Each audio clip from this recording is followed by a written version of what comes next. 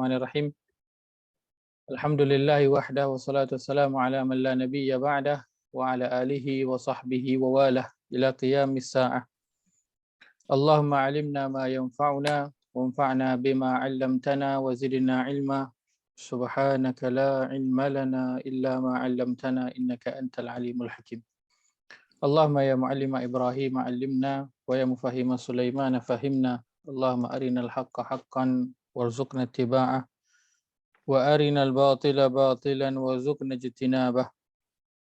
Allahumma inna nas'aluka hubbak wa hubba man yuhibbuk wa hubba 'amalin yuqarribuna ila hubbika ya rabbal alamin. Allahumma yassir wa la tu'assir.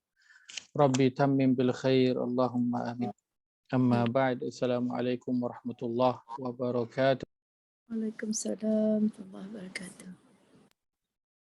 Alhamdulillah, kita temu malam ini atas kurniaan daripada Allah Azza wa Jalla, rezeki untuk kita nak menyambung melihat beberapa potongan perkataan daripada Al-Quran.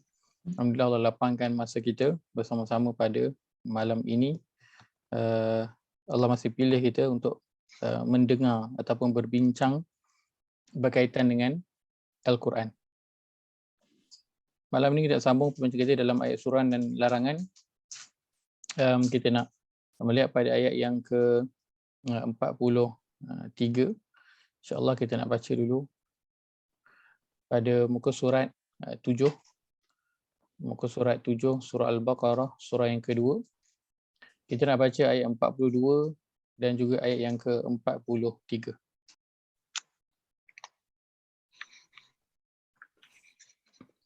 Allah berfirman, A'udzu billahi minasy syaithanir rajim.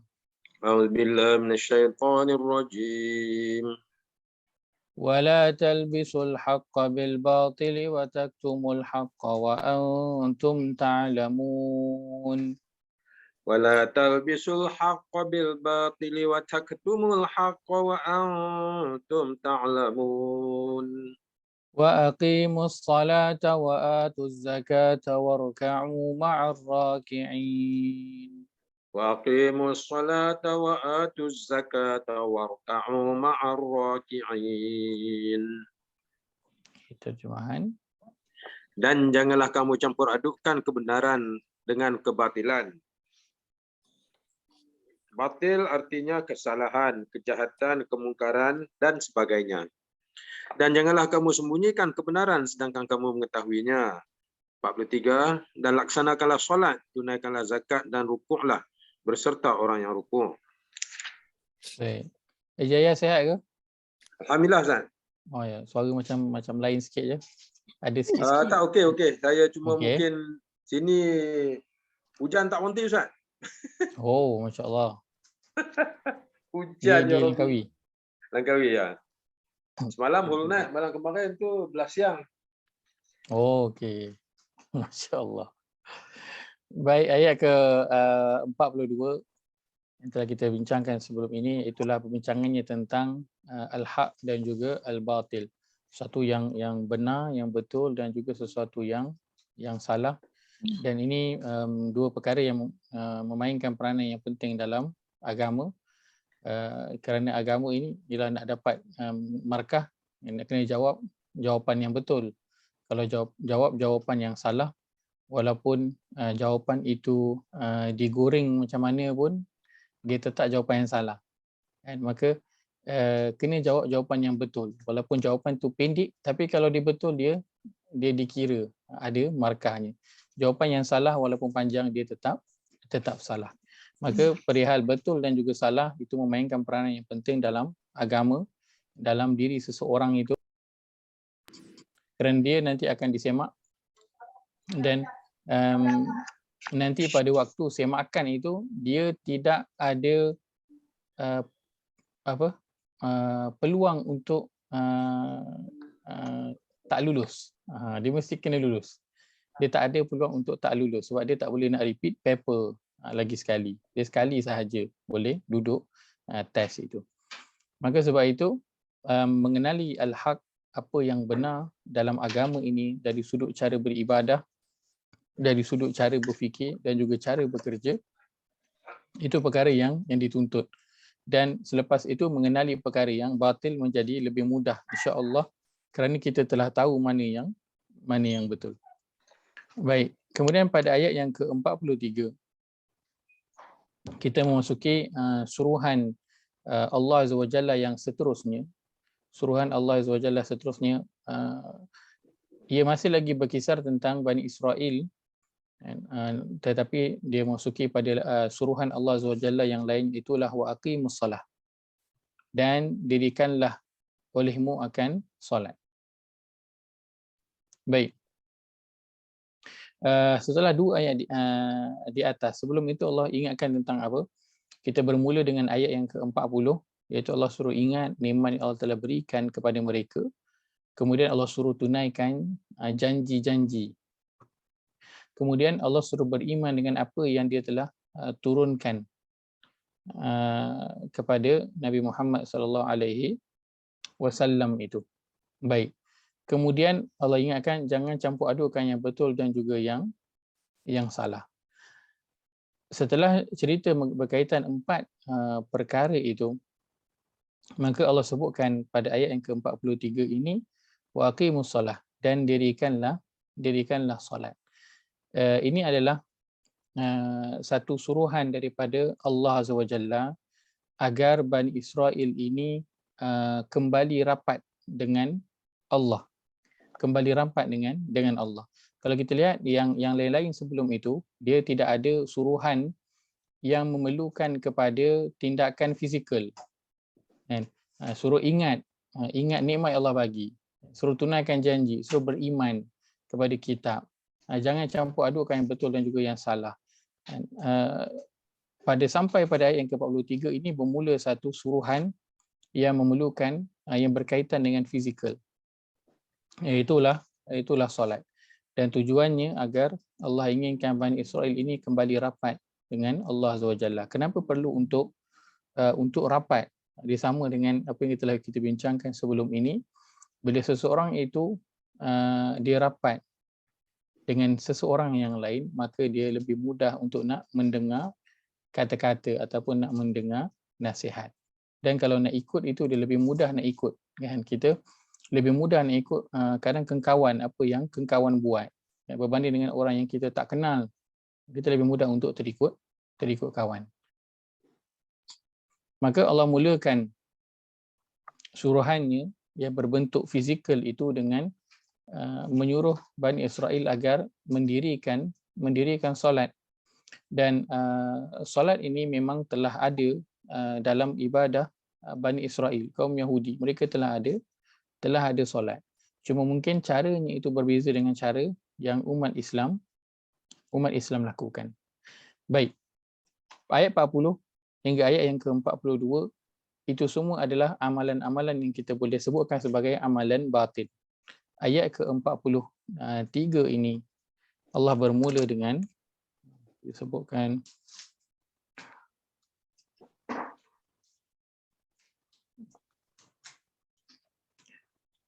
Allah bermula dengan amalan zahir selepas menyebut amalan batin. Baik, maka ini amalan zahir yang pertama yang Allah perintahkan kepada mereka dalam rangka apa? Dalam rangka untuk memperbaiki iman mereka kepada Allah SWT. Sebab sekarang tengah ada bermasalah ni, kan? Tak boleh nak ikut arahan Allah sepenuhnya. Maka cara nak memperbaiki masalah iman ini dari sudut zahirnya, yang pertama ialah dengan mendirikan solat. Maka dia sedang dalam proses nak apa? Memperbaiki iman dengan memperkuatkan hubungan dia dengan Allah Azza wa Jalla. Sebab yang pertama sekali manusia itu perlu beriman adalah dengan Allah Azza wa Jalla. Maka kalau nak memperbaiki iman, dia kenalah memperbaiki hubungan dia dengan Allah Azza wa Jalla. Kenapa disebutkan solat dahulu? Kerana solat ini dimaklumi dia adalah hubungan dengan Allah Azza wa Jalla. Baik. Ayat ini dan juga banyak ayat lain banyak disebutkan berkaitan dengan solat. Kenapa banyak disebutkan tentang solat? Kerana solat dia adalah ibadah jasad yang paling agung. Dan saya tak adalah nak memperpanjangkan perihal tentang solat ini, mungkin kita akan sentuh sikit saja. Kenapa? Kerana saya yakin kita semua mesti dah biasa dengar, dah masuk seminar ke kelas yang berkaitan dengan solat. Lagi-lagi pun Haji Nura ada kongsikan hari itu, dan Ustaz nama Ustaz tu? Ustaz Deri Bari, Ustaz Bari. Ustaz Bari. Dan berkaitan dengan solat. Mungkin saya tak menyentuh dengan detail ataupun banyak berkaitan dengan solat, mungkin cuma beberapa poin yang kita nak highlightkan. Solat adalah ibadah jasad yang paling agung sekali. Ibadah jasad yang paling agung. Dan kenapa perlu diberikan perhatian tentang solat ini? Yang paling utama, kenapa perlu diberi solat ini perlu diberi perhatian? Dan dalam Quran kalau sebut tentang amalan yang berbentuk fizikal ataupun amalan zahir, solat yang awal disebutkan. Macam dalam surah Al-Baqarah, bila Allah sebut tentang ciri-ciri orang yang bertakwa dan hudal lil muttaqin, ciri orang yang bertakwa yang pertama sekali allazina yu'minuna bil ghaib. Itu amalan zahir ke batin? Amalan batin. Selepas itu wa yuqimuna shalah. Terus Allah sebut tentang solat. Dia zahir ke batin? Amalan zahir. Dia amalan zahir yang paling agung sekali. Dia selalu dulu disebut selepas amalan-amalan batin. Baik. Kenapa penting sangat solat ini untuk diberi perhatian? Antaranya kerana sabda Nabi SAW berkaitan dengan solat ini. Berkaitan dengan amalan yang pertama sekali akan dihisab. Apakah dia?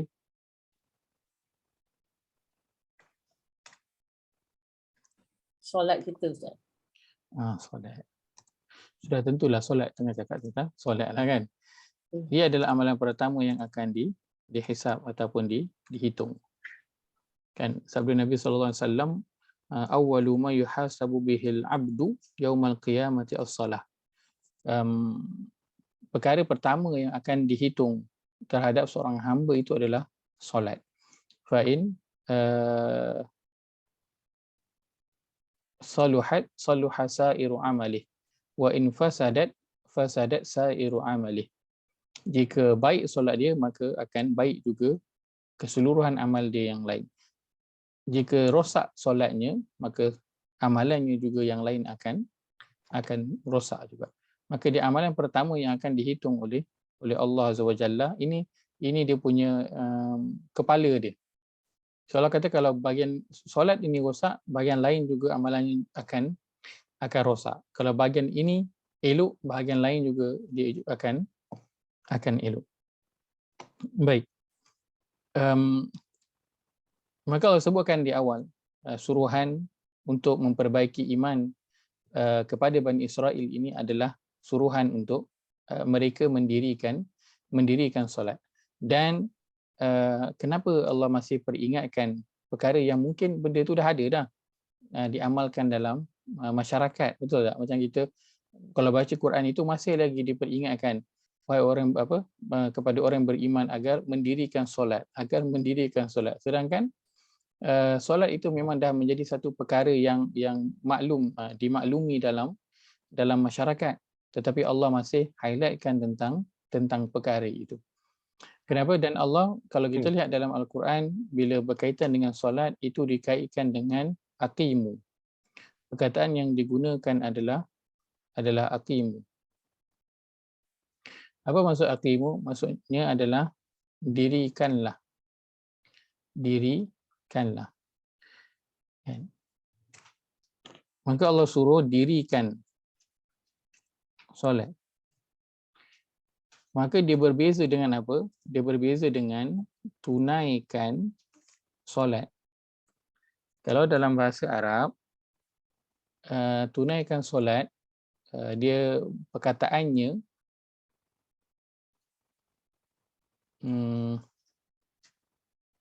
seperti mana Allah sebutkan dalam surah Al-Jumu'ah, surah yang ke-62, ayat yang ke-10. Ayat yang ke-10. Surah 62 ayat yang ke-10. Pada muka surat 554 ni saya bacakan saja firman Allah auzubillahi minasyaitanirrajim fa iza qudiyatis salah. Fa iza qudiyatis salah. Awal ayat. Okey. Perkataannya adalah qudiyat. Terjemahan kemudian setelah selesai sembahyang, dia tak selesai sembahyang. Kalau terjemahan perkata apa dia? Qudiyat. Saya tengok terjemahan perkata dia. Dia telah tunaikan. Telah tunaikan. Baik. Terjemahan saya meletakkan telah ditunaikan. Sama. Maka sini diletakkan qudiyatis salah. Telah ditunaikan. Ditunaikan. Dan di sini tidak digunakan dan apabila telah didirikan solat. Maka solat selalunya bila Allah sebutkan dalam Al-Quran digunakan perkataan qudiyat ini ke ataupun yuqimu, tuqimu, dirikan. Selalunya dia akan sinonim dengan dirikan solat, dia bukan tunaikan solat. Baik. Maka yang Allah inginkan daripada solat itu agar ia didirikan, bukan dia ditunaikan sahaja. Dia perlu ditunaikan pada waktunya, kan, tetapi dia bukan setakat perlu ditunaikan tetapi perlu didirikan. Baik. Dan kalau kita sebut tentang diri, bila kita sebut tentang mendirikan, maka yang kita boleh bayangkan adalah seumpama nak membangunkan sebuah rumah, contohnya, kan, sebuah rumah. Sebab dalam hadis Nabi sallallahu alaihi wasallam sebutkan solat itu sebagai apa? Tiang, betul? Sebagai tiang dalam agama. Maka mendirikan solat dia adalah ibarat kita nak mendirikan sebuah rumah. Yang mana kalau nak mendirikan sebuah rumah yang paling penting adalah dia punya tiang. Dia punya tiang itu penting. Dan solat ini dia termasuk pada bahagian apa? Baik, maka tiang itu penting dan kita kata dia punya asas itu ataupun foundation dia. Ustaz, Ya, saya. Quran saya dia sini dia tulis maka apabila telah diselesaikan solat. Ya. Apa beza dia, Ustaz? Tunai, selesai. Itu terjemahan kita lah yang berbeza. Dalam bahasa Arab perkataannya adalah qada. Qudiyat itu root wordnya adalah qada. Qaf dot alif maksurah. Qada. Qada ini maksud dia tunaikan. Dia lebih dekat terjemahan kita dengan tunaikan, dan kita juga terjemahkan dengan selesaikan. Dia yang lebih kurang lah, kiranya dah solat lah, selesai hutang, orang kata macam tu lah, kan. Kalau dah solat tu macam selesai dah hutang, lapang rasa. Maka dia perkataannya adalah qada. Maka qada adalah beberapa terjemahan, tapi yang lebih dekat digunakan adalah menunaikan. Boleh juga digunakan menyelesaikan, tidak ada masalah. Dia ibarat sesuatu hutang yang diselesaikan, sesuatu bayaran yang dilaksanakan. Itu masuk dengan qada. Okey. Sebab itu bila perkataan qada ini bukan. Dalam Quran Allah gunakan perkataan qard. Saya salah. Baik. Maka Allah gunakan perkataan solat diumpama tiang dan dia adalah foundation asas dalam agama ini. Baik, dan bila kita sebut tentang mendirikan solat, kan, saya selalu menggunakan terma mendirikan institusi solat. Kita mendirikan institusi solat. Bila kita sebut institusi, maka kita terbayanglah dia bukan seperti satu ritual lah. Institusi kita terbayangkan apa? Ya, ada banyak department dia lagi Ustaz. Department.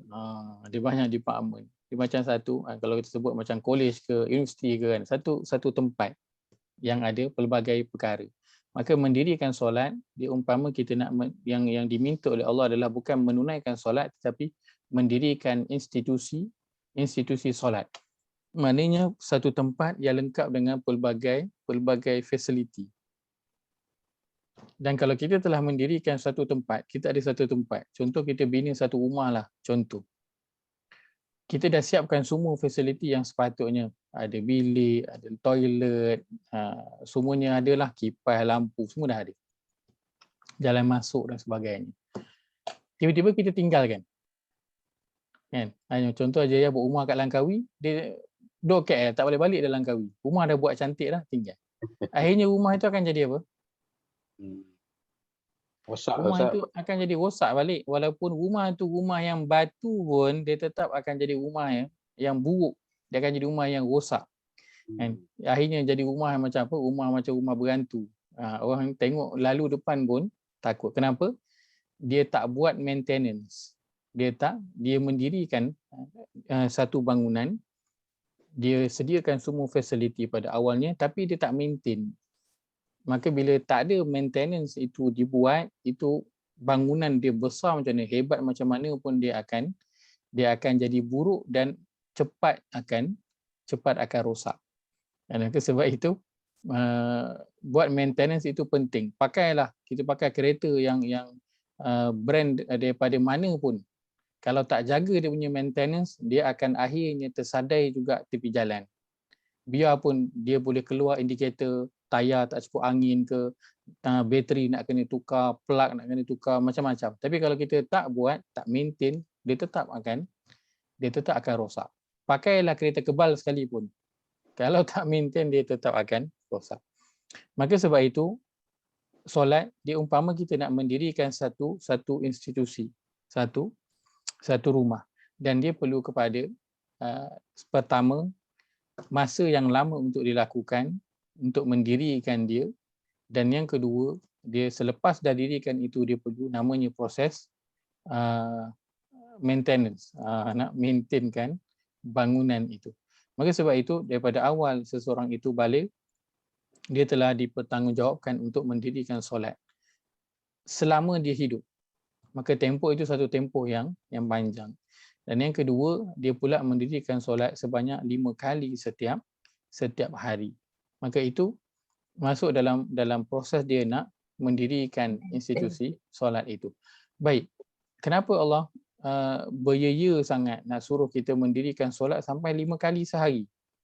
Kenapa tak buat macam bulan Ramadan, puasa setahun sekali, biar buat sebulan straight, tapi setahun tu sekali je, sebulan je. Ataupun haji, lagi sekali seumur hidup. Kenapa tak buat macam tu? Kenapa solat? Zakat pun kita keluarkan bila cukup haul dan juga nisab itu. Selalunya adalah setahun juga. Tapi solat bukan kata setahun, bukan kata sebulan, setiap hari sampai 5 kali nak kena tunaikan. Baik, maka mesti ada perkara yang Allah nak kita ambil iktibar daripada solat ini. Dan perkara ini Allah suruhkan kepada siapa? Kepada Bani Israel yang pada ayat yang sebelum ini kita dah baca, mereka ini sedang dalam keadaan yang baik ataupun tidak, dalam keadaan yang taat ataupun tidak, dalam keadaan yang tidak, dalam keadaan yang tengah tak baik, tengah buat banyak perkara yang bertentangan dengan apa yang Allah suruh. Tiba-tiba Allah suruh solat, maka dia satu kan, macam kita jumpa budak nakal lah, alih-alih ajak dia solat, kan rasa macam kena tak, kita nak ajak pun macam tak kenalah ajak budak ni, bukan nak kena ajak dia solat, dia ni nak kena bagi nasihat dulu, baru lepas tu slow ajak dia solat, betul? Tapi ni Allah terus suruh mendirikan solat dalam keadaan ketika itu Bani Israel sedang dalam keadaan yang tak stabil imannya kepada Allah SWT. Maka mesti ada perkara yang Allah nak kita ambil daripada solat ni. Baik, saya letakkan dua perkara secara umumnya yang boleh kita pelajari daripada solat ini. Baik, yang pertamanya ialah solat ini dia mempunyai sistem. Dia ibarat satu sistem, ataupun kita boleh sebutkan sebagai dia ada aturan tertentu. Baik. Jika kita pandang solat ini sebagai satu sistem, kan, maka kita akan dapat mendirikan solat itu setelah kita memberi salam. Kita dapat tunaikan dia dalam kehidupan kita. Jika kita memandang solat itu hanya sekadar bila orang azan, solat, kemudian selesai, tak ada hubungan lagi kita dengan solat, maka itulah kita akan menunaikan solat sepanjang kehidupan kita.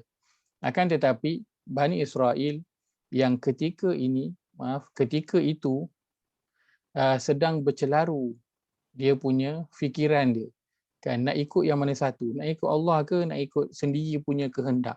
Maka Allah suruh tunaikan solat kerana Allah nak ajar berkaitan dengan sistem. Maka dalam kehidupan ini kena ada sistem. Sesuatu pekerjaan, sesuatu yang kita nak lakukan, contoh, kalau orang nak buat kenduri kahwin, nak buat merewang, kan, nak makannya kendurinya hari Sabtu, tetamu nak datang mula pukul 11 pagi. Nak buat merewang itu pagi Sabtu tu baru nak pergi beli barang, baru nak cari orang nak ajak merewang. Rasanya jadi ke tak jadi, sempat ke tak sempat siap makanan tu, dia lebih kepada sudah tentu tak sempat punya nak siap. Sebab apa? Sebab dia tidak dirancang daripada awal. Maka Soalan, sesuatu, ya saya silakan. Merewang tu apa, Ustaz? Merewang tu apa? Saya kali pertama saya dengar orang cakap merewang. Nak buat kenduri merewang. Merewang tu yang orang kampung masak ramai-ramai tu. Hari sebelum kenduri, masak sama-sama, potong bawang. Gotong royong lah, Ustaz. Gotong royong. Bahasa apa tu, Ustaz? Merewang. Bahasa Jawa kan?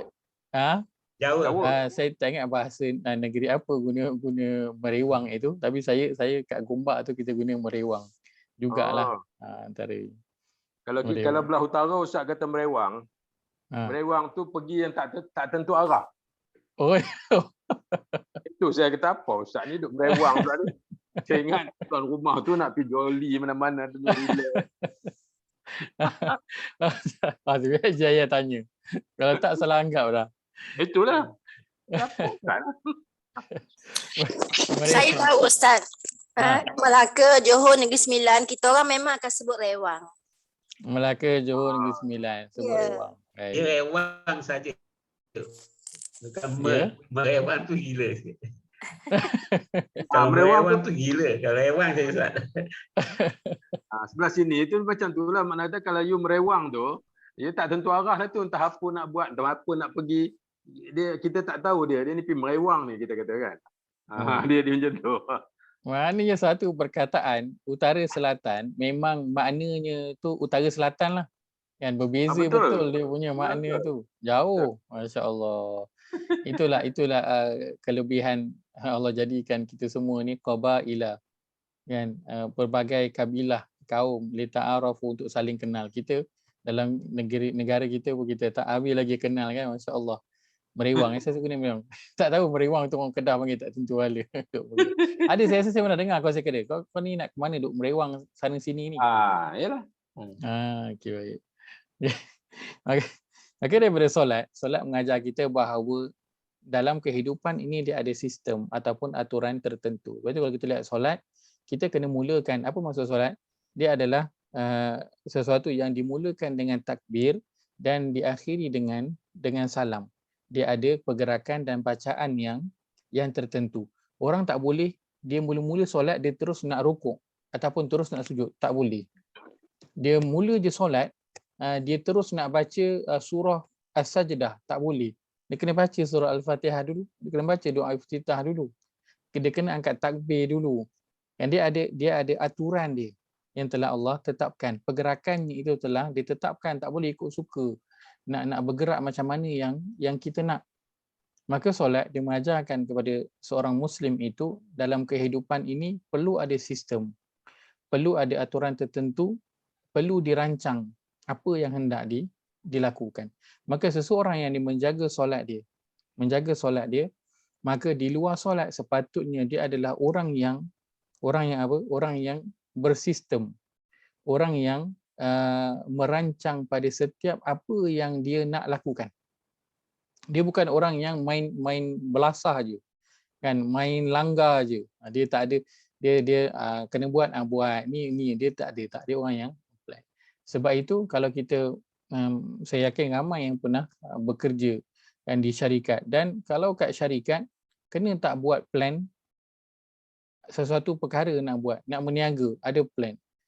Semuanya perkara ada kena letak plan dulu. Bahkan kalau kata tahun ini 2022, penghujung tahun dah kena start plan untuk tahun depan nak buat apa. Semuanya kena dirancang dah lebih awal. Kenapa? Kerana nak menjadikan sesuatu perkara itu berjalan dengan lancar. Maka solat mengajar kita dalam kehidupan ini perlu adanya sistem. Dan kita memang hidup dalam sistem, dan kalau orang terus patuh pada sistem yang ada, maka kehidupan akan jadi lancar. Kita sekarang hidup bersistem, adanya pemimpin dan juga rakyat, dan kita hormat kepada pemimpin. Adanya orang tua dan juga orang muda dihormat kepada orang tua sayang kepada orang muda. Itu sistem yang ada dalam negara, dalam masyarakat kita. Kalau dilanggar sistem ini, apa akan jadi? Negara akan jadi huru-hara, akan jadi hancur. Maka sesuatu yang bersistem itu perkara yang diterapkan dalam solat. Maka seseorang yang dia mendirikan solat, seharusnya di luar solat itu apa yang dilakukan semuanya dirancang dan juga diatur dengan teliti. Dia bukan orang yang bergerak secara sembrono. Dan itulah yang dicontohkan oleh Nabi SAW. Baginda adalah seorang yang merancang dalam kehidupan dia. Nak pergi berperang bukan main berperang je, kan. Nabi sampai di Madinah, bukan Nabi tak ada plan nak buat apa, Nabi dah ada plan dah nak buat apa. Lepas tu sampai je di Madinah, pertama sekali Nabi bina masjid. Kemudian Nabi mempersaudarakan antara Muhajirin dan juga Ansar. Maka Nabi dah rancang dah nak apa target Nabi, goalnya apa? Dan goalnya ialah agar Madinah itu menjadi satu negara Islam yang makmur, yang aman damai. Maka dia kena rancang daripada awal lagi apa nak buat. Kalau Nabi sampai ke Madinah itu pada awalnya, Nabi terus buat pasar. Nabi terus biar je orang Muhajirin itu pandai-pandailah nak macam mana nak cari tempat tinggal masing-masing. Huru-hara tak jadi Madinah, pasti akan jadi huru-hara. Kenapa? Kerana Madinah tu ialah nampak tanahnya kosong. Akan tetapi kan, datang orang Muhajirin main ambil je tanah yang dia nampak kosong tu. Kelang kabut tak jadi nanti, pasti akan jadi kelang kabut. Sebab tanah tu walaupun nampak adanya kosong, tapi ada orang punya. Tak boleh main suka nak ambil. Tapi bila dah dipersaudarakan Muhajirin dan juga Ansar, maka hartanya dibagi, apa sahaja yang ada pada diri Ansar itu diberikan kepada Muhajirin. Maka ada perancangan dalam nak melakukan sesuatu, dan ia dididik dalam solat. Yang kedua, solat mengajar kepada seorang Muslim itu dalam kehidupan ini perlu adanya disiplin. Perlu adanya disiplin. Disiplin dari sudut apa? Pertama, disiplin dari sudut masa. Dan yang kedua, disiplin dari sudut perkataan, ataupun kita sebut mudahnya adalah tindakan. Disiplin dari sudut tindakan. Baik. Maka dalam solat, seseorang itu dapat mempelajari dua perkara. Dia dapat menjadi sistem. Yang pertama, yang kedua, dia dapat mempelajari disiplin. Disiplin yang pertama sekali menjaga masa. Sebab Allah SWT sebutkan, Inna salata kanat 'alal mu'minina kitaban mawquta. Sesungguhnya solat itu terhadap orang yang beriman ada masa yang telah ditetapkan. Maka solat maghrib perlu ditunaikan pada waktunya. Dia tak boleh lajak pergi solat isyak tak edi, kecuali waktu yang tertentulah, situasi yang tertentu, antaranya kalau jamak. Tetapi pada waktu biasa dia ada masa yang tersendiri yang perlu ditunaikan. Dan kalau kita lihat pada surah yang ke-103, surah Al-Asr. Al-Asr itu maksudnya apa? Maksudnya masa. Allah bersumpah dengan masa dan Allah kata sesungguhnya manusia semuanya berada dalam kerugian. Sebab apa berada dalam kerugian? Kerana dia tidak menguruskan masanya dengan betul. Maka sebab itu Allah wajibkan solat ke atas setiap Muslim, antaranya ialah agar manusia itu berdisiplin dalam menjaga masa. Sebab itu kita boleh lihat orang yang kalau kita ajak dia jumpa, asyik lewat je. Janji pukul 10, dia mesti sampai pukul 10 suku, 10.30, pukul 11. Tak pernahlah janji dengan dia tu dia akan sampai tepat pada waktunya. Maka cara nak lihat adalah mudah saja lihat pada bagaimana dia menunaikan solat dia. Sudah pasti solatnya juga dia tunaikan itu pada masa yang bukan yang sepatutnya. Maksudnya dia sebagaimana dia lewat jumpa orang, dia juga lewat ketika mana menunaikan solat. Kalau orang yang dia dah biasa menjaga waktu solatnya itu on time, maka waktu masa-masa yang lain dalam kehidupannya dia akan turut menjaga juga. Kerana itu pengajaran yang didapat daripada mendirikan solat. Dia ada masa yang tertentu sahaja untuk menunaikan solat.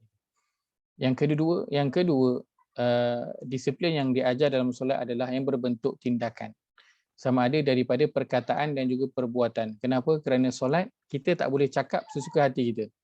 Kita tak boleh bergerak ikut sesuka hati kita, betul? Maka dia ada disiplin dia ada bacaan dia yang tertentu. Kita tak boleh tiba-tiba waktu kita tengah sujud kan, kita nak baca surah An-Nas kan, ataupun antara lepas tahiyat akhir tu kita nak baca surah Al-Kausar. Dia tak boleh. Kan, dia ada disiplin yang perlu diikuti. Bacaan yang telah ditetapkan so kena ikutlah. Maka solat mengajar seseorang itu disiplin dalam tindakan dia, perkataan dan juga dia punya perbuatan. Solat, kalau dia tengah solat dia main cakap, berborak-borak, maka solatnya itu akan batal. Walaupun dia bercakap dalam bahasa Arab. Solatnya tetap akan batal. Maka ada disiplin dalam nak menunaikan solat dari sudut perkataan dan juga tindakan. Maka selepas daripada solat, disiplin ini sepatutnya ada dalam hidup seorang Muslim. Maka seorang Muslim yang bersolat, kesannya kita boleh lihat sepatutnya pada perkataan dia dan juga pada tindakan dia. Jika perkataannya itu masih lagi berkata dengan perkataan yang tidak sepatutnya, masih lagi dengar perkataan-perkataan yang tak berapa nak bagus, masih lagi duk kutuk-kutuk orang, kecam orang dan sebagainya, maka ada masalah dengan dia punya solat. Begitu juga dengan tindakan. Kalau dia masih lagi lepas solat itu masih lagi dia contoh meneruskan urus niaga yang tidak sepatutnya, mengambil rasuah contohnya, maka ada masalah dengan dia punya solat. Siang tadi kebetulan hari ini saya ke office, sahabat saya interview dengan seorang anak muda yang dia lahir dan duduk di Mekah. Dia orang Malaysia, orang muda Malaysia, dah berada di sana beberapa belas tahun di sana. Dan dia sekarang sebagai seorang mutawif di sana.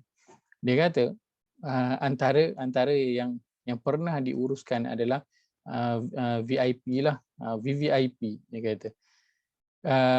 Ceritanya berkaitan dengan buat haji. Berkaitan dengan buat haji, pakej haji lah sekarang ni mahal. Dia kata ada VVIP yang mengambil pakej dengan dia 300,000. Pakej 300,000 seorang. 300,000 seorang. Dan dia beranggapan dia nak pergi haji dan buat umrah itu dengan harga yang paling premium dia ambil. Sebab apa? Sebab dia nak bersihkan dosa dan kesalahan yang dia dah buat kat Malaysia. So dia balik Malaysia, dia rasa semua dah diampunkan. Kemudian dia kembali buat apa yang dulu dia buat, kesalahan-kesalahan itu. Kemudian dia pergi lagi umrah, dia pergi lagi haji dengan bayaran yang mahal, dan dia beranggapan itu dapat menghapuskan dosa dan juga kesalahan dia yang telah dia buat. Dia balik Malaysia, dia ulang balik. Maka dia tak perlu pergi haji, dia perlu lihat pada solatnya saja pun sudah tidak mencegah dia daripada melakukan perkataan. Dia tak berdisiplin dalam tindakan dia. Jika seseorang itu mendirikan solat, maka dalam kehidupannya minimum 2 perkara ini yang akan terkesan. Yang pertama, dia akan sentiasa merancang dalam kehidupan dia.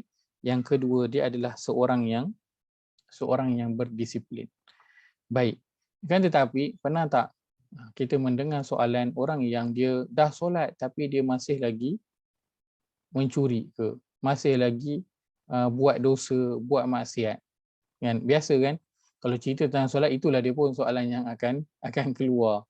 Macam mana kalau orang tu solat tapi dia masih lagi perangainya itu, kan nak sama-sama level dah dengan Firaun, kan, macam mana tu, kan. Baik, maka apakah solusinya? Apa yang perlu diberi perhatian dalam nak memperbaiki solat?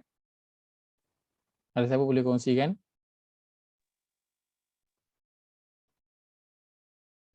Nak solat, apa yang perlu diperbaiki? Mesti tahu ilmu, Ustaz. Tambah ilmu. Mesti tambah ilmu. Baik. Ilmu berkaitan dengan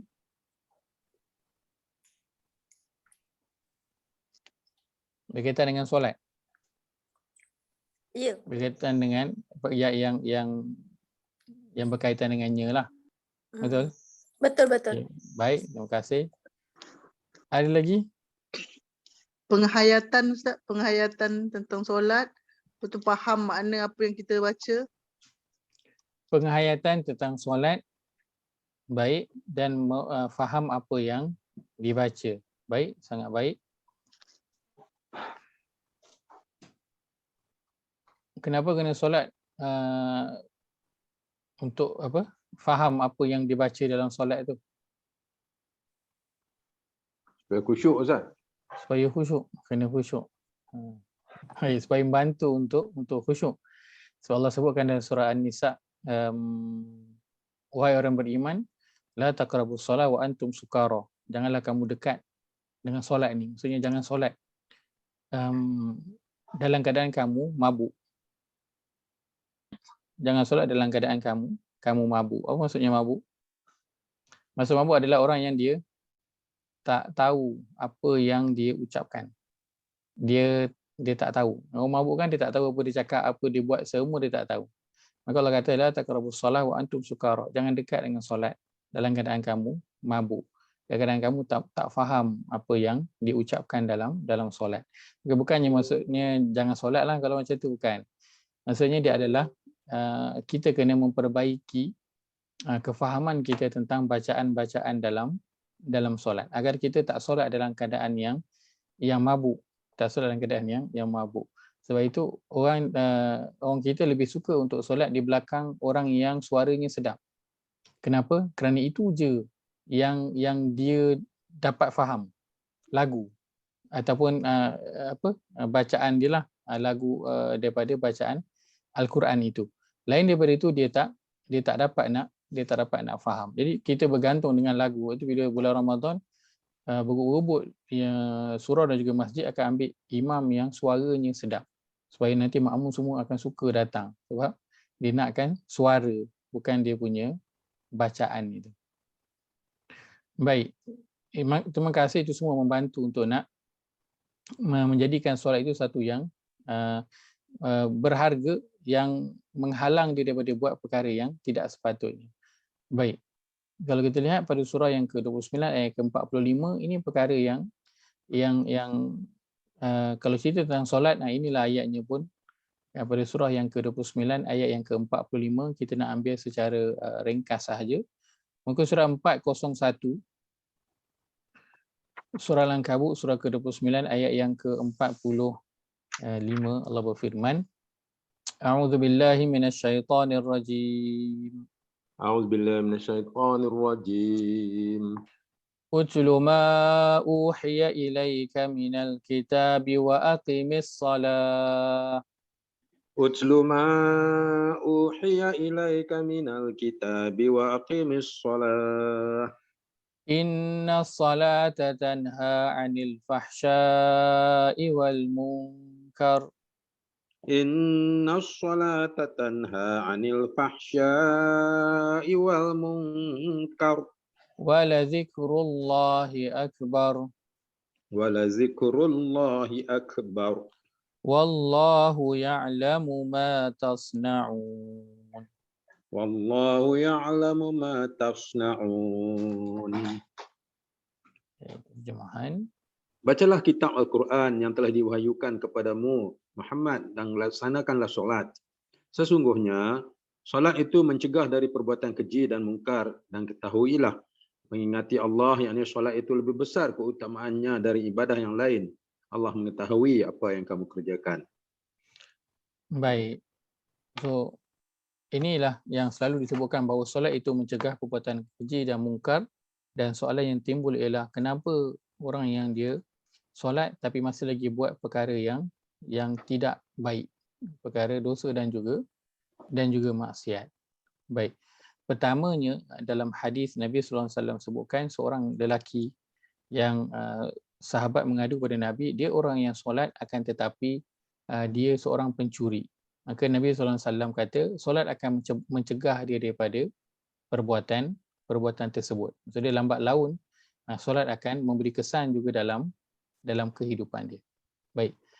Yang kedua, dan kalau kita lihat pada potongan ayat ni, bahagian mana yang kita nak lihat untuk kita nak cuba memperbaiki solat itu agar solat itu dapat mencegah daripada perbuatan yang keji dan juga mungkar.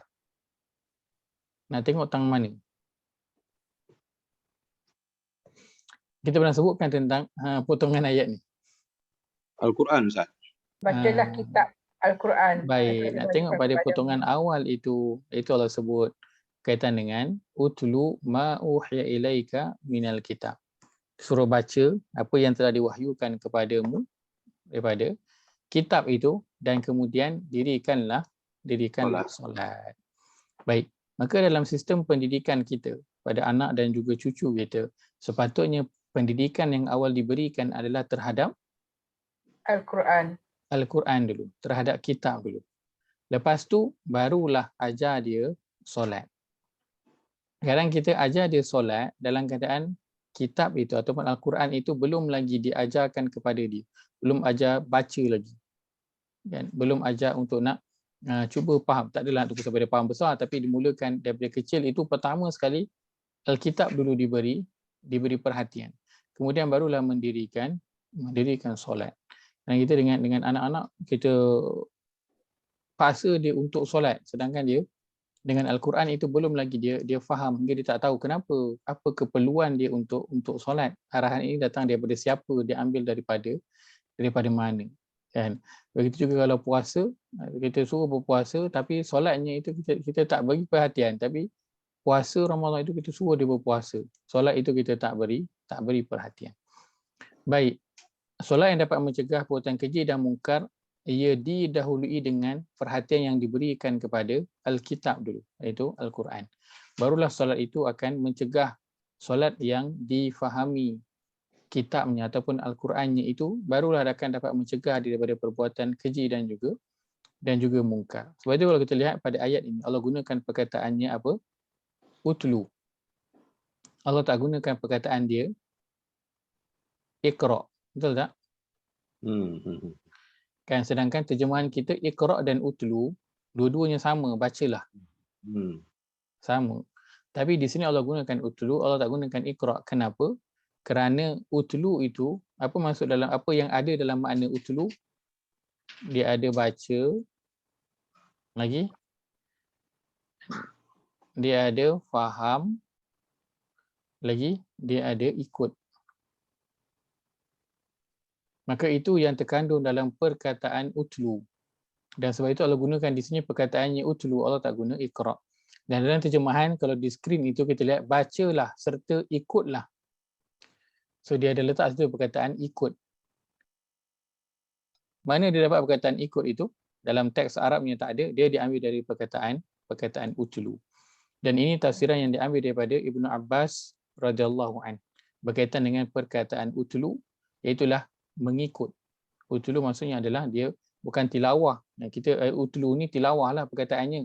Tapi bukan maksud tilawah tu baca, tapi tilawah tu adalah dia baca, dia faham dan dia ikut sekali. Dia ikut sekali apa yang dia baca itu. Maksudnya dia amalkan apa yang disuruh dalam itu.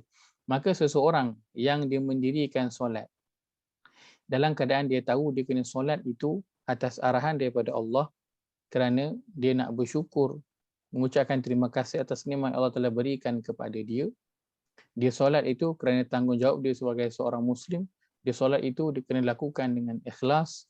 Maka dia akan mendirikan solat dengan sebetulnya, dan luar daripada solat akan membantu dia untuk mencegah diri dia daripada perkara yang keji dan juga mungkar. Hingga bila dia nak buat sesuatu perkara yang salah itu dia akan rasa, aku kejap lagi ni nak solat kan, tapi duk tengok benda yang tak sepatutnya, duk dengar yang tak sepatutnya, duk ambil benda yang tak sepatutnya, kejap lagi nak solat ni kan. Maka solat itu akan perlahan-lahan mencegah dia daripada perbuatan yang keji dan juga mungkar. Maka sebab itu pada ayat ini, pada ayat yang ke-43 ini, Allah perintahkan kepada Bani Israel agar mendirikan solat, bukan hanya menunaikan solat. Kerana solat ini kalau kita lihat dia satu hubungan yang khusus yang dibina di antara seorang hamba dengan Allah Azza wa Jalla. Kalau seorang itu contoh dia tengah puasa ibadah tak? Ya, ibadah. Ibadah. Tapi tengah puasa boleh tak buat benda-benda lain? Nak tidur, nak baring, sembang, boleh tak? Boleh. Tengah buat haji ibadah tak? Ibadah. Pergi sana bayar mahal ke murah? Mahal. Tengah buat haji boleh tak bersembang, duduk, minum-minum, boleh tak? Boleh. Boleh. Baik. Solat boleh tak nak duduk sembang-sembang? Nak cakap-cakap? Tak boleh. Dia satu ibadah yang dilakukan hanya konsentrate pada Allah Azza wa Jalla sahaja. Sebab tu dia ibadah yang sangat istimewa berbanding dengan ibadah-ibadah yang lain. Kerana seorang itu melakukannya dalam keadaan dia tak boleh buat benda lain dah. Dia angkat je takbir, benda lain tak boleh buat dah. Tak boleh buat dah. Dia hanya kena fokus kepada solat dia sahaja. Ada orang ketuk pintu ke, JNT datang hantar barang ke, tak boleh. Hanya fokus kepada solat sahaja. Hatta ketika mana Umar Al-Khattab hari yang dia dibunuh, ketika mana dia menjadi imam untuk solat subuh, bila dia jatuh rebah, apa yang para sahabat buat? Adakah para sahabat terus berkerumun pergi ke Umar tengok, "Hai Umar, kau kenapa?" Ataupun para sahabat teruskan solat? Teruskan solat. Para sahabat teruskan solat, tak berhenti. Dah habis solat baru tengok Umar kenapa. Kenapa? Kerana solat once dah angkat takbir, terputus semua perkara-perkara yang lain, yang urusan-urusan dunia ini semua terputus, hanya difokuskan untuk Allah Azza wa Jalla. Itu solat. Kalau tengok pada ruwatnya, dia sama ruwat dengan perkataan silah. Silah maksudnya apa? Ni bahasa kita ni. Sopan santun adab silah. Silah biasa kita gunakan silaturahim. Inilah dia. Silaturahim. Silah, inilah ejaan untuk kalau silaturahim, ini ejaan dia. Silah ar-rahim, tambah je depan. Apa maksud silah? Silah maksudnya hubungan. Relation. Maka solat dinamakan perkataannya solat kerana dia nak menunjukkan hubungan seseorang itu dengan Allah Azza wa Jalla. Dan hubungan seseorang itu dengan Allah, dia tidak terhad hanya dalam solat, dia termasuk juga di luar solat. Tetapi dalam solat itu Allah nak mengkhususkan masa seorang hamba itu untuk dia je berdua. Waktu lain dia dalam rangka ibadah juga kan, semua dikira pahala dan juga dosa. Tetapi kita berurusan dengan orang lain. Tapi dalam solat kita hanya berurusan dengan Allah sahaja. Kita berdua dengan Allah Azza wa Jalla sahaja. Dan sebab itu dalam hadis berkaitan dengan surah Al-Fatihah, bila seorang hamba itu baca surah Al-Fatihah, apa yang akan Allah lakukan? Allah buat apa? Jawab. Allah akan jawab. Kita mula je baca alhamdulillah rabbil alamin, Allah jawab terus, hamidani abdi, hamba-Ku telah memujiku. Ar-Rahmanir Rahim, athna alayya abdi, hamba-Ku menyanjungku. Malik yaumiddin, majjadani abdi. Semuanya Allah menjawab. Setiap pada bacaan dalam surah Al-Fatihah. Itu umpama apa? Dialog kita dengan Allah Azza wa Jalla. Kenapa? Solat adalah hubungan seseorang itu direct dengan Allah. Maka cara yang awal yang Allah perintahkan kepada Bani Israel untuk memperbaiki iman dia, keadaannya yang sedang kucak-kacir, agamanya itu adalah dengan mendirikan solat. Sebab itu kita selalu dengar orang kata, macam mana pun hidup kau teruk, macam mana kau jahat sekalipun, jangan tinggalkan solat. Jangan tinggalkan solat. Inilah hubungan kita yang ada dengan Allah Azza wa Jalla. Baik, kemudian yang selepas itu Allah sebutkan wa'atu zakah. Wa'atu az-zakah. Terjemahannya ialah dan keluarkanlah zakat. Dua perkara ini, solat dan juga zakat, dia sinonim, selalu kita dengar dalam Quran. Solat, zakat, kan? Dua perkara ini, yang pertama dia menceritakan hubungan manusia, hubungan kita dengan Allah.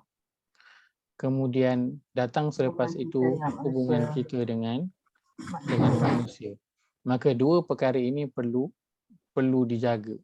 Kan hatta hingga dalam hadis Nabi sallallahu alaihi wasallam bersabda, ma la yushkurin nas la yushkurillah. Siapa yang dia tidak berterima kasih kepada manusia, maka dia tidak berterima kasih kepada Allah Azza wa Jalla. Maka hubungan dengan manusia itu dititik beratkan oleh Allah Azza wa Jalla. Kalau kita lihat dalam surah Al-Kautsar, Allah berfirman, inna a'tainaka Al-Kautsar.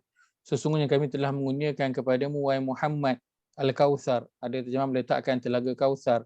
Tafsiran juga menyebutkan dia adalah nikmat yang sangat banyak. Al-Kautsar. Kemudian Allah suruh buat apa? Fasalli li rabbika wanhar. Maka setelah engkau mendapat nikmat yang banyak itu, yang perlu engkau lakukan ialah solat untuk Tuhanmu. Itu saja. Korban. Wanhar, kena buat korban. Korban tu untuk siapa? Untuk manusia. Untuk manusia. Dagingnya itu diberikan kepada manusia. Maka setelah solat, buat korban. Setelah jaga hubungan dengan Allah, kena jaga hubungan dengan manusia. Sebab itu dua perkara ini sangat penting, hubungan dengan Allah dan juga hubungan dengan manusia. Ia mengelakkan kehinaan, kemurkaan dan rezeki tersekat. Mengelakkan kehinaan, kemurkaan dan juga rezeki tersekat. Ini Allah sebutkan. Kalau kita lihat pada surah yang ketiga, ayat yang ke-112.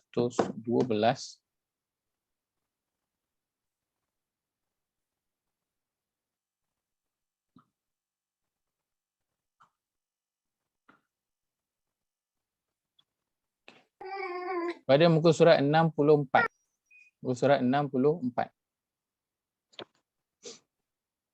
Surah Ali Imran, surah yang ketiga, ayat yang ke-112, Allah berfirman, A'udzubillahi minasyaitonir rajim.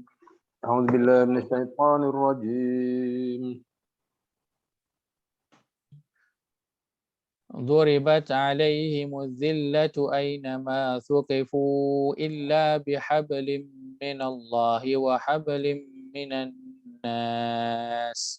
ضربت عليهم الذلة أينما سقفوا إلا بحبل من الله وحبل من الناس وباءوا بغضب من الله وضربت عليهم المسكنة وباءوا بغضب من الله وضربت عليهم المسكنة ذلك بأنهم كانوا يكفرون بآيات الله ويقتلون الأنبياء بغير حق ذلك بأنهم كانوا يكفرون بآيات الله ويقتلون الأنبياء بغير حق ذلك بما عصوا وكانوا يعتدون. ذلك بما عصوا وكانوا يعتدون.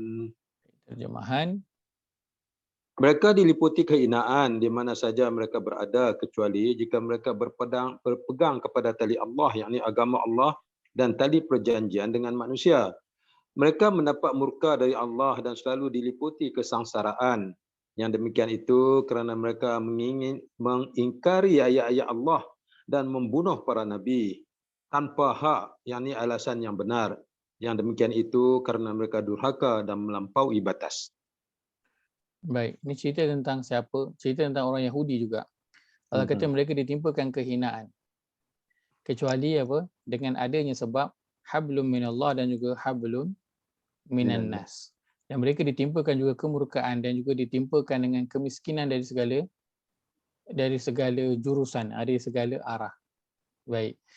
Ya demikian itu sebabkan mereka sentiasa kufur dan engkar kepada ayat-ayat Allah yang dilakukan oleh orang Yahudi dan mereka membunuh para nabi tanpa alasan yang benar. Semua itu sebabkan mereka derhaka dan sentiasa mencerobohi, iaitu melanggar hukum-hukum Allah. Baik, maka disebabkan semua perkara itu mereka ditimpakan dengan kehinaan, kemurkaan dan juga ditimpakan dengan kemiskinan. Tapi dua perkara yang menjaga mereka adalah hablum minallah dan hablum minan nas. Betul Allah kata kecuali dengan adanya sebab dari Allah dan juga adanya sebab daripada manusia. Maka perlu kedua-dua ini perlu, dia tak boleh satu sahaja, salah satu, dia kena ada dua-dua. Dan dia menghalang kehinaan, kemurkaan dan juga ditimpakan kemiskinan oleh Allah Azza wa Jalla. Maka suruhan Allah kepada manusia agar menjaga hubungan dengan dia dan menjaga hubungan dengan sesama manusia kerana kita semua hidup di kalangan manusia. Kita bukan hidup di kalangan malaikat. Tak jadi orang yang kalau dia seorang sahaja berusaha nak masuk syurga, dia tetap akan disoal dengan orang yang berada di sekeliling dia, orang lain. Dia akan tetap dipertanggungjawabkan dengan orang lain. Mengambil kisah untuk nasib seorang muslim yang lain itu masuk daripada bahagian agama. Dan hingga kan Nabi sallallahu alaihi wasallam bersabda, laisa min kamalil iman, tidak masuk daripada tidak sempurna iman seseorang itu man bata syab'an wa jaruhu bi jambihi ja'i wa huwa ya'lam. Orang yang dia tidur dalam keadaan kenyang sedangkan jiran dia tidur dalam keadaan lapar dan keadaan dia tahu perkara tersebut. Sebab itu Nabi SAW sebutkan, kalau tak salah kepada Anas ataupun Muaz, disebutkan idza tabakhta maraqatan fa akthir ma'aha wa ta'ahad jiranak. Bila engkau masak marak, tahu tak marak tu apa? Biasa makan nasi Arab. Biasa makan nasi Arab kan? Kalau nasi Arab dia bagi nasi tu apa? Nasi ayam ke kambing, lepas tu dia akan bagi apa? Tu yang sambal tu, yang kita panggil sambal tu kan. Itu namanya apa? Itu namanya sahawik. Baik, kemudian dia akan bagi apa satu lagi? Dia akan bagi sup. Sup yang sup kambing tu. So itu nama dia marak. Arab panggil sup marak. Sup yang dimasak, marak. Maka dia berkata, kalau kau masak sup, banyakkan kuah dia dan bagi kat jiran-jiran. Kenapa? Kerana hubungan sesama manusia itu perlu dijaga. Masak sup, simple je. Kan? Sup benda yang simple. Lebihkan air, bagi dekat jiran-jiran. Bukan buat sup cair, maksud dia banyakkan kuah tu. dan bagi ke jiran-jiran. Menjaga hubungan dengan Allah dan menjaga hubungan dengan manusia, itu yang diperintahkan oleh Allah kepada Bani Israel agar hidupnya beragama ini sempurna. Kerana hidup beragama dia tidak akan sempurna bila dia hanya fokus kepada diri dia seorang. Sebab itu dalam surah Al-Asr kan, dia menjadi sempurna dengan apa? 4 perkara. Illal ladzina amanu wa 'amilus solihat wa tawassaw bil haqq wa tawassaw bis sabr. Seorang itu dia jadi tak rugi bila dia beriman dan beramal soleh. Itu untuk diri dia. Wa tawassaw bil haqq wa tawassaw bis sabr, saling berpesan dengan perkara yang benar dan saling berpesan atas kesabaran. Itu hubungan dia dengan manusia. Lihatlah pada bahagian mana pun dalam Al-Quran, 2 perkara ini Allah tekankan, itulah menjaga hubungan dengan Allah dan menjaga hubungan dengan manusia.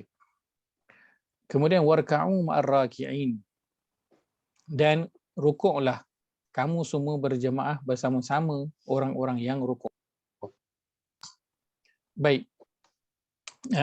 Secara umumnya kita baca rukuk berjemaah ini kita dah tahu dah, perlulah dilakukan solat itu secara berjemaah, itu yang afdal untuk lelaki.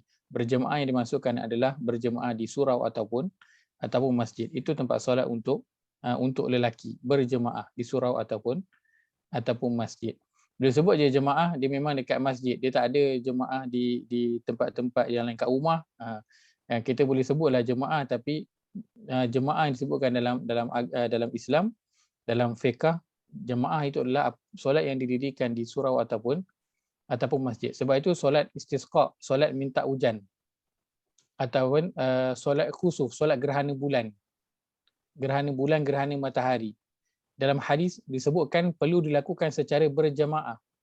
Maksudnya apa? Dia hanya boleh dilakukan di surau ataupun masjid sahaja. Buat kat rumah dia tak sah. Buat kat rumah dia tak edi. Dia tak dikira. Dia perlu dilakukan di surau ataupun masjid. Maka Allah merintahkan kepada Bani Israel agar mereka warka'u ma'ar rakin. Kenapa Allah fokuskan kepada rukuk? Kenapa Allah tak kata wasjudu ma'as sajidin?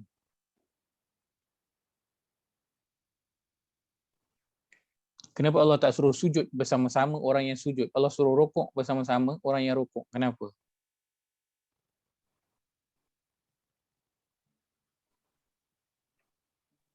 Sebab boleh sujud kan. Bolehlah kamu takbir bersama-sama orang yang bertakbir, takbiratul ihram kan. Kerana orang Yahudi juga bersolat, tetapi dalam syariat mereka solat itu ada qiyam dan juga sujud. Rukuk tak ada. Dia hanya ada qiyam dan juga sujud. Rukuk tak ada. Rukuk ada kat solat siapa? Solat Islam. Solat orang Islam. Maka Allah nak bagi tahu kamu kena ikut orang-orang Islam. Iaitu kena ikut Nabi Muhammad sallallahu alaihi wasallam.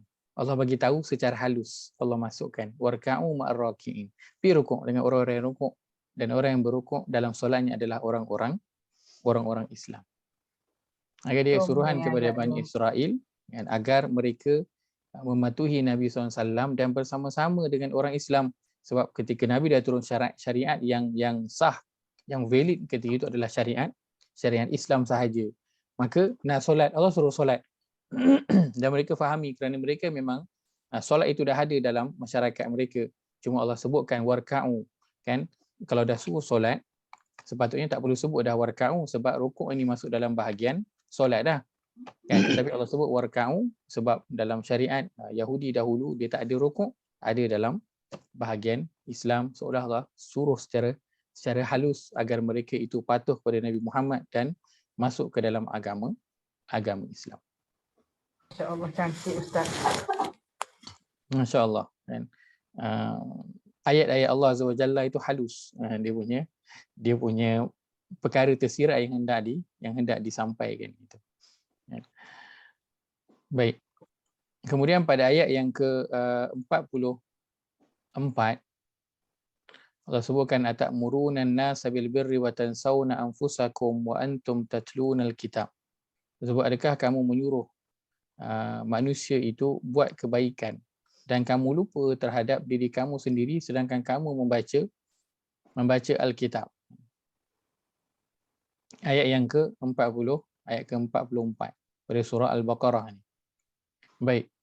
Ayat yang ke-45 ini yang terakhir pada rangkap ini, satu penceritaan ini, yang terakhir suruhan yang Allah berikan berada pada ayat yang ke-45. Kita nak baca dulu ayat yang ke-45 ini insya-Allah pada muka surat yang ke-7. A'udzubillahi minasyaitonirrajim. أعوذ بالله من الشيطان الرجيم. Wasta'inu bis-sabri was-salah. واستعينوا بالصبر والصلاة وإنها لكبيرة إلا على الخاشعين. وإنها لكبيرة إلا على الخاشعين. Terjemahan. Dan mohonlah pertolongan kepada Allah dengan sabar dan solat.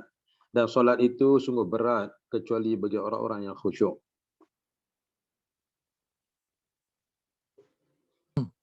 Baik, arahan terakhir yang Allah berikan kepada Bani Israel iaitulah agar mereka memohon pertolongan daripada Allah Azza wa Jalla. Dan pertolongan itu perlu dimohon melalui dua perkara. Yang pertama melalui kesabaran, yang kedua melalui solat. Maka solat disebut sekali lagi di sini setelah arahan Allah agar mereka mendirikan solat. Maka secara tidak langsung kalau kita lihat perkaitan antara dua ayat ini ialah orang yang dia bersungguh-sungguh mendirikan solat, maka dia pasti tak mendapat pertolongan daripada Allah. Ya. Dia pasti dapat pertolongan daripada Allah walaupun mungkin dia tak minta pun. Dia tak sebut pun secara khusus.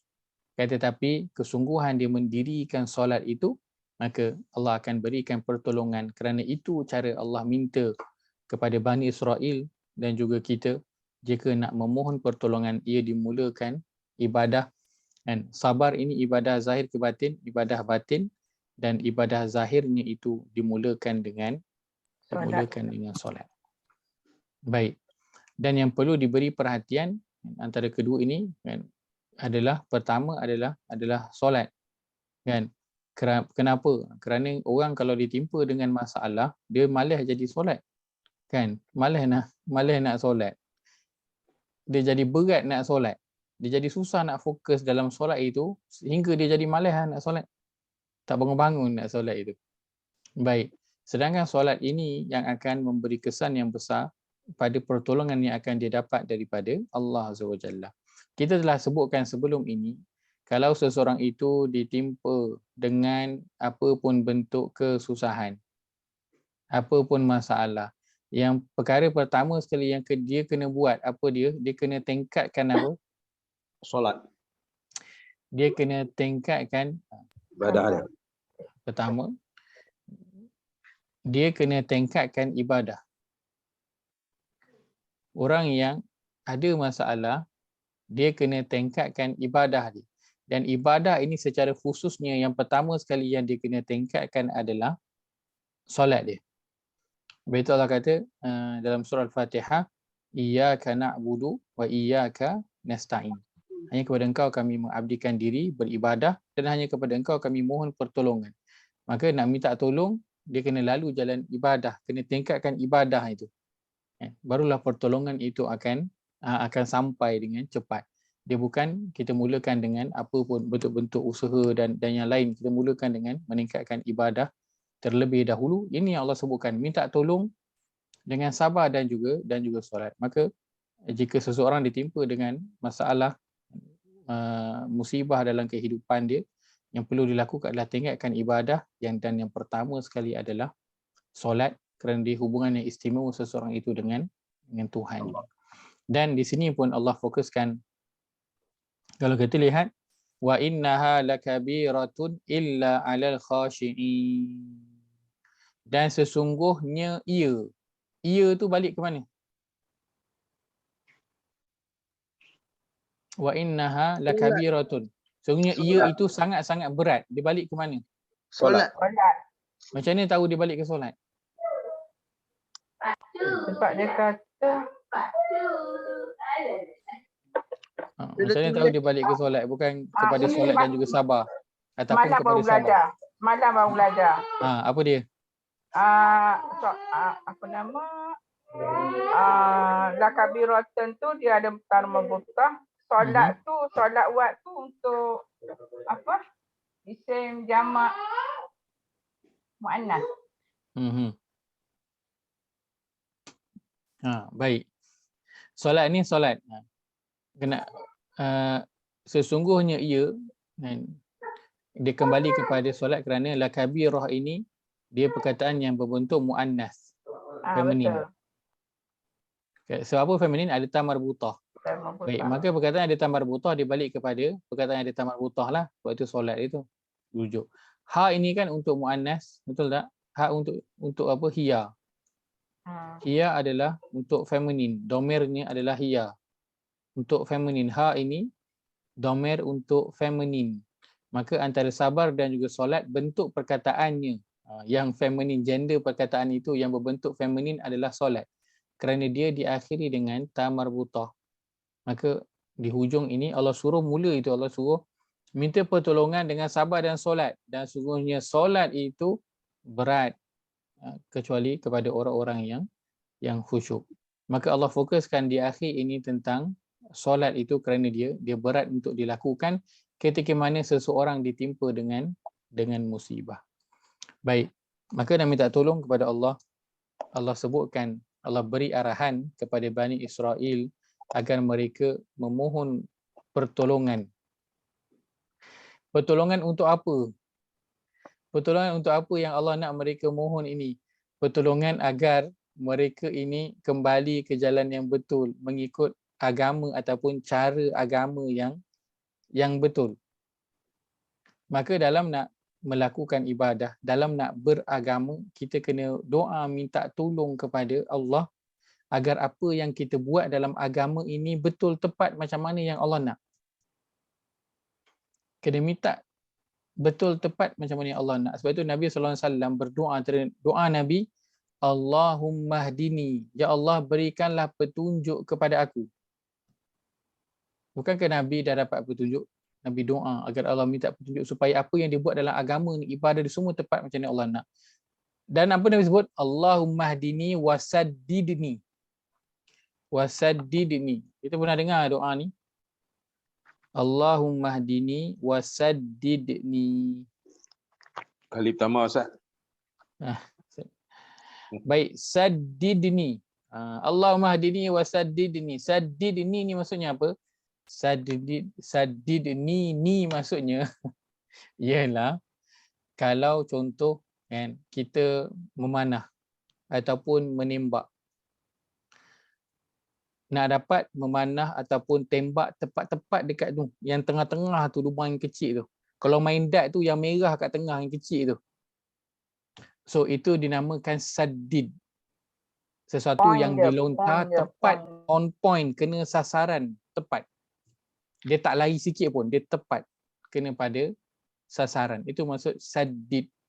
Satu yang kena tepat, tidak lari walaupun sedikit. Maka Nabi SAW minta kepada Allah, Allahumma hdini wasaddidni. Ya Allah, berilah hidayah kepada aku dan berikanlah kepada aku ketepatan. Ketepatan apa? Ketepatan dalam nak menjalankan ibadah, ketepatan dalam nak beragama. Kerana kalaulah kita ini menghabiskan umur kita kan beragama dengan agama Islam ini, beribadah, tapi rupa-rupanya tak kena dengan cara yang Allah suruh, maka dia tidak akan dinilai oleh Allah. Maka cara nak beribadah, cara nak beragama dalam agama ini dia perlu tepat. Perlu tepat, barulah ada nilai. Macam tadi kita sebutkan di awal, nak jawab soalan, jawapan itu kena tepat. Walaupun pendek tak apa, janji tepat. Kalau jawapannya panjang berjela-jela tapi tak ada poin yang betul, dia tetap akan salah. Maka sebab itu Nabi doa, ya Allah beri hidayah, petunjuk kepada aku dan berikan kepada aku ketepatan. Dan Allah minta Bani Israel, Yahudi ini agar berdoa, memohon pertolongan kepada Allah Azza wa Jalla agar Allah beri kepada mereka petunjuk dalam nak beragama. Agar Allah pandu balik mereka tepat mengikut kehendak Allah. Pandu balik ikut ke jalan ke jalan yang lurus. Dan itu perlu kepada pertolongan daripada Allah Azza wa Jalla. Kita boleh solat, kita boleh ngaji, kita boleh masuk kelas tadabbur, itu semua bukan sebab saya yang decide saya nak masuk, saya masuklah. Tak, itu semua atas petunjuk yang Allah berikan kepada kita. Kerana Allah melihat kita ini ada kemahuan nak, maka Allah pun beri hidayah kepada kita untuk kita mampu untuk nak melakukan apa pun bentuk hidayah. Maka ini arahan yang terakhir, suruhan yang terakhir yang Allah berikan kepada Bani Israel dalam potongan rangkap ini, iaitulah ada arahan ataupun suruhan yang berbentuk batin dan ada suruhan yang berbentuk zahir. Dan suruhan yang berbentuk zahir, dia adalah perkara yang kita kata klise, yang biasa benar kita dengar, solat dan juga zakat. Itulah menjaga hubungan dengan Allah dan menjaga hubungan dengan manusia. Maka dua perkara ini kalau seseorang betul-betul jaga dalam kehidupan dia, dia akan mendapati kehidupan dia beragama dan kehidupannya itu insya-Allah bukan nak kata akan jadi senang, akan jadi kaya, tak. Dia akan jadi lapang dada dia dalam apa pun situasi yang dia hadapi. Mendapat kurniaan dada yang lapang, hati yang lapang, itu rezeki yang paling mahal sekali Allah berikan kepada seseorang. Bukannya kekayaan, bukannya jawatan dan sebagainya. Kerana telah terbukti orang yang ada kekayaan dan juga jawatan, tetap hidupnya itu dia rasa sempit, dia rasa ada sesuatu yang tak kena, ada sesuatu yang missing. Maka dada yang lapang, hati yang lapang itu kurniaan daripada Allah yang sangat mahal, yang hanya boleh diberikan oleh Allah. Sebab itu kalau cari dalam Quran perkataan sakinah. Perkataan sakinah. Biasa dengar perkataan sakinah? Sakinah maksudnya apa? Ketenangan. Kalau cari perkataan sakinah dalam Quran, semuanya akan digandingkan dengan perkataan anzala.